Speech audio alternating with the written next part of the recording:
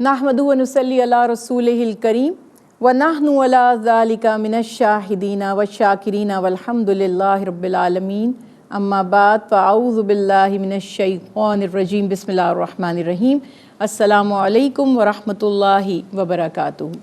ناظرین، پروگرام ہے حی علی الصلاۃ۔ کیا خوبصورت پکار ہے، کیا پیارا اعلان ہے، اللہ سبحانہ و تعالی کی طرف سے دعوت ہے، اعلان ہے کہ آ جاؤ نماز کی طرف، آ جاؤ کامیابی کی طرف۔ کوشش یہی ہوگی کہ ہر پروگرام میں تھوڑا سا اس بارے میں بھی بات کی جائے کہ نماز کامیابی سے جڑی ہوئی ہے۔ اب اس کو اس طرح سمجھ لیجئے کہ جب اللہ سبحانہ تعالیٰ نے کچھ ایسا راز ہمیں بتایا ہے، کوئی ایسی حکمت ہمیں بتائی ہے کہ تم اگر کامیاب ہونا چاہتے ہو تو نماز ہی تمہیں اس راستے پر لے جائے گی جہاں تمہیں دنیا اور آخرت کی کامیابی یا تمہاری مراد ضرور حاصل ہوگی۔ اب جب اللہ سبحانہ تعالیٰ نے ہمیں بتایا کہ کامیابی مربوط ہے، جڑی ہوئی ہے، مشروط ہے نماز کے ساتھ، تو ہم ادھر ادھر کس طرح اپنی کامیابیوں کو تلاش کر سکتے ہیں، کیسے جد و جہد کر سکتے ہیں؟ تو یہ یاد رکھیں کہ اللہ سبحانہ تعالیٰ نے ہمیں ایک واضح حکم فرما دیا، اور اذان جس کو ہم کہہ رہے ہیں، پکار پکار کر ہمیں کہا جا رہا ہے، اعلان کیا جا رہا ہے کہ تمہاری کامیابی تمہاری نماز ہے۔ کیا ہے کامیابی اور کیا ہے نماز میں ایسا جو ہمیں کامیابی کی طرف لے جاتا ہے؟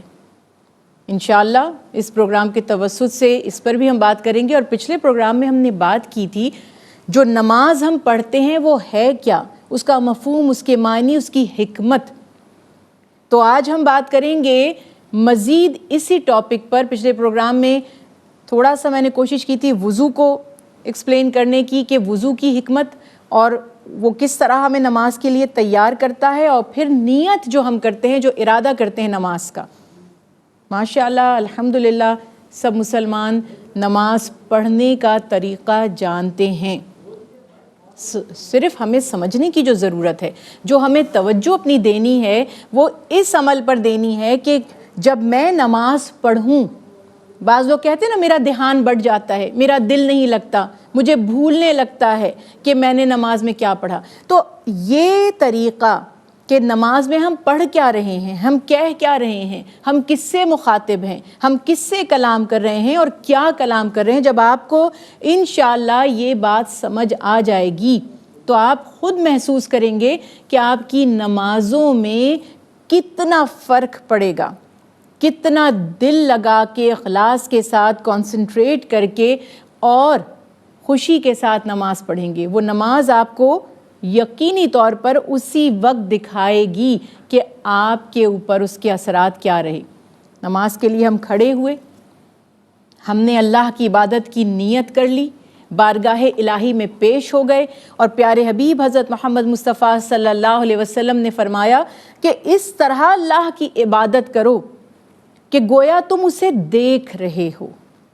اب یہ تصور بنانا کہ میں اپنے رب کو دیکھ رہا ہوں، اگر یہ ممکن نہ ہو سکے تو یہ تو جانتے ہیں نا کہ اللہ ہمیں دیکھ رہا ہے۔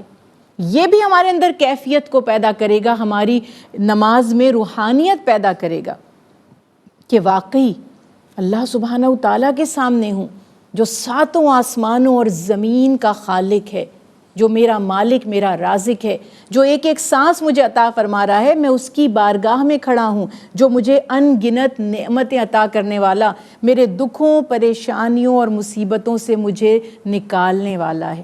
جب آپ یہ سوچیں گے اور نماز کے لیے کھڑے ہو جائیں گے، پھر نماز کا طریقہ کیا ہے؟ سب سے پہلے اللہ سبحانہ تعالیٰ کی حمد و ثنا۔ کائنات میں ہر شے اللہ کی تسبیح کر رہی ہے۔ آپ صلی اللہ علیہ وسلم نے فرمایا کہ کائنات کی ایک ایک چیز اللہ کی حمد، اس کی ثنا، اس کی تسبیح کرتی ہے، اور سوائے انسانوں اور جنات کے ہر مخلوق دوسری مخلوق کی تسبیح کو سنتی اور سمجھتی ہے۔ اب ہمیں سمجھ نہیں آتی، لیکن ہمیں پتہ چل گیا کہ ہر مخلوق، ہر شے اللہ کی تسبیح میں لگی ہے، تو گویا اللہ کا ذکر ہی کائنات کی اصل ہے۔ کائنات میں پورا نور اللہ کے ذکر سے ہے۔ تو ہم سب سے پہلے اپنی نماز میں اللہ کی حمد، اس کی ثنا، اس کی بڑائی بیان کرتے ہیں۔ آپ نے دیکھا ہے کہ جب ہمارے ہاں نیت کر لی جاتی ہے، چاہے وہ نیت کے کلمات کہے جائیں، چاہے صرف دل میں ارادہ کیا جائے، پھر اللہ اکبر کہہ کر ہاتھ اٹھاتے ہیں۔ دیکھیے، میرا اس وقت یہاں اس پروگرام میں مقصد نماز کے مسائل یا طریقہ بیان کرنا نہیں ہے۔ الحمدللہ ARYQ-TV سے بہت دفعہ، اور بلکہ تقریباً ڈیلی 2 دفعہ نماز کا طریقہ، وضو کا طریقہ بتایا جاتا ہے، دکھایا جاتا ہے۔ میں چاہوں گی کہ آپ اس کو بھی ضرور دیکھیں جو لوگ نماز پڑھنا نہیں جانتے۔ لیکن یہاں مقصد صرف یہ ہے کہ جو کچھ آپ پڑھ رہے ہیں وہ ہے کیا۔ آپ نے اللہ اکبر سے جب آغاز کیا معنی ہے اللہ اکبر؟ یقیناً آپ سب واقف ہیں، اللہ سب سے بڑا ہے۔ یہ کیا بات ہے، یہ کیا جملہ ہے؟ ہم اسے کیوں کہتے ہیں؟ بس صرف کہنے کے لیے کہ اللہ اکبر کہہ کر نماز شروع کرنی ہے؟ نہیں، ہم اللہ سبحانہ تعالیٰ کی بڑائی کا اعتراف کرتے ہیں۔ ہم کہتے ہیں کہ چونکہ اللہ ہی پوری کائنات کا واحد خالق ہے، اس کے برابر کوئی نہیں ہے، اس سے زیادہ کسی کی طاقت، کسی کا اختیار نہیں ہے، اسی لیے تو وہ عبادت کے لائق ہے۔ میں یہاں اس کی بارگاہ میں کیوں حاضر ہوں؟ کیونکہ اس جیسا کوئی نہیں، اس کا ہمسر کوئی نہیں، اس کے برابر کوئی نہیں۔ تو یہ ہر طرح کے شرک کی نفی ہو گئی، اور اللہ سبحانہ تعالیٰ کی بڑائی، اس کی عظمت کا اقرار زبان سے ہم نے کیا۔ اور پھر اب ہماری جب نماز شروع ہوئی تو ہمارے اعضاء اس بات کو ثابت کریں گے کہ واقعی ہم سب سے بڑا اپنے رب کو ہی مانتے ہیں۔ تو جیسا میں نے عرض کی کہ نماز کے ہر رکن اور ہر تسبیح کی کوئی حکمت ہے، تو حکمت یہاں یہ ہے کہ 5 وقت جب آپ نماز پڑھتے ہیں اور ہر رکعت میں آپ اللہ اکبر کہتے ہیں، تو کیا مقصد ہے اس کا؟ بار بار اللہ اکبر کہتے ہیں، کیوں کہتے ہیں؟ کہ میں اللہ سے بڑھ کر کسی کو نہیں مانتا یا نہیں مانتی۔ پھر وہی عرض کروں گی کہ جب نماز سے نکل جاتے ہیں، یہی تو سکھایا گیا، یاد کروایا گیا، ذہن نشین کر دیا گیا کہ اپنے دل و دماغ میں اس بات کو بٹھا لو کہ اللہ سے بڑا کوئی نہیں۔ تو کیوں کسی اور سے ڈریں؟ کیوں کسی اور کا خوف رکھیں اور اللہ کی نافرمانی کسی کے ڈر سے کریں؟ اللہ کی نافرمانی دشمن کے خوف سے کریں، اللہ کی نافرمانی کسی دنیاوی نقصان کے خدشے سے کریں؟ یہ سارے جو ہمارے معاملات ہیں جس میں ہم اللہ کے خدا نخواستہ نافرمان بن جاتے ہیں یا گناہ کرتے ہیں، تو اس کا مطلب کہ ہم یہ بھول گئے کہ اللہ اکبر، اللہ سب سے بڑا ہے۔ کبھی کسی دولت کے کہیں تلف ہو جانے کا ڈر، کبھی کسی امیر یا صاحب حیثیت شخص کے ناراض ہو جانے کا ڈر، کبھی کوئی نفع کہیں سے حاصل ہوتا ہے وہ بند ہو جائے گا اس کا ڈر۔ یہ ساری چیزیں، یہ خوف، یہ دوسرے کا ڈر، اپنے نقصان کا، چاہے وہ جانی ہو یا مالی ڈر، اگر ہمیں لوگوں سے ہونے لگے تو اس کا مطلب کہ ہم نے اللہ اکبر کو سمجھا ہی نہیں۔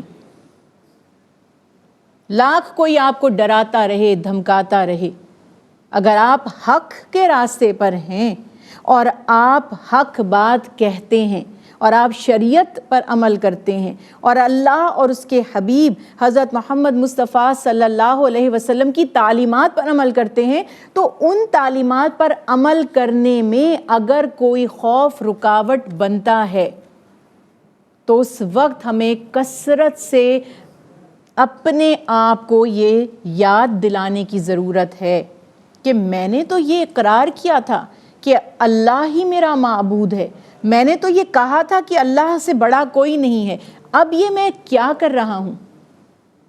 اللہ کی نافرمانی کیسے کر سکتا ہوں؟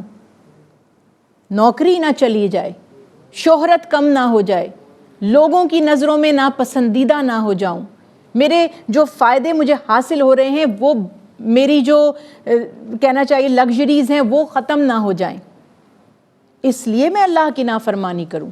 کیا مجھے یاد نہیں رہا کہ اللہ سب سے بڑا ہے؟ پوری دنیا بھی مل جائے اور مجھے نقصان پہنچانا چاہے تو میرا رب فرماتا ہے پوری دنیا مل کر بھی تمہارا کچھ بگاڑ نہیں سکتی اور تمہارا کچھ برا نہیں کر سکتی اگر اللہ کو منظور نہیں ہے، اگر اللہ نہ چاہے، اور پوری دنیا تمہیں کوئی نفع پہنچانا چاہے، تمہارا کوئی بھلا کرنا چاہے، جبکہ اللہ کو منظور نہیں ہے تو پوری دنیا مل کر بھی تمہیں کوئی فائدہ نہیں پہنچا سکتی۔ یہ ایک مسلمان کا عقیدہ، اس کا ایمان ہے، جو قرآن پاک اگر آپ مفہوم اور معنی کے ساتھ پڑھتے ہیں تو آپ کو یہ باتیں سمجھ آتی ہیں۔ اس کی تجدید ہے، یہ ایک طرح کا ریویژن ہے، یہ ریپیٹیشن ہے جب ہم بار بار نماز پڑھتے ہیں اور ان باتوں کا اقرار کرتے ہیں۔ مت بھولیے اللہ اکبر کہتے وقت کہ میں نے کیا کہا ہے۔ جو میری زبان کہے میرے دل کو بھی اس کا گواہ ہونا چاہیے اور اس سے متفق ہونا چاہیے، یہی تو ایمان ہے۔ اگر زبان کچھ اور ہو اور دل کچھ اور ہو تو پھر تو یہ منافقت ہے۔ اس بات کو سمجھ کر ہم نے تکبیر تحریمہ پڑھی، اللہ اکبر کہا، اور اسی طرح سے نماز میں جب ہم مختلف مقامات پر، یعنی آپ یہ دیکھیے کہ جتنی بھی ہم سٹیپس پر تسبیحات پڑھتے ہیں یقیناً اس میں ہم یہی اعتراف کرتے ہیں کہ اللہ سبحانہ تعالیٰ سے بڑا کوئی نہیں ہے۔ پھر جو عرض کی کہ ثنا، سبحانک اللہم و بحمدک و تبارک اسمک و تعالی جدک و لا الہ غیرک، ثنا پڑھتے ہیں، تعریف اللہ سبحانہ تعالیٰ کی۔ پھر اقرار کیا اے اللہ ہم آپ کی پاکی بیان کرتے ہیں، سبحانکا، ساری بڑائی، ساری پاکی، ساری تعریف اے اللہ صرف اور صرف آپ کے لیے ہے، ہم آپ کی تعریف کرتے ہیں کیونکہ آپ کے علاوہ حقیقی تعریف کا کوئی مستحق نہیں ہے۔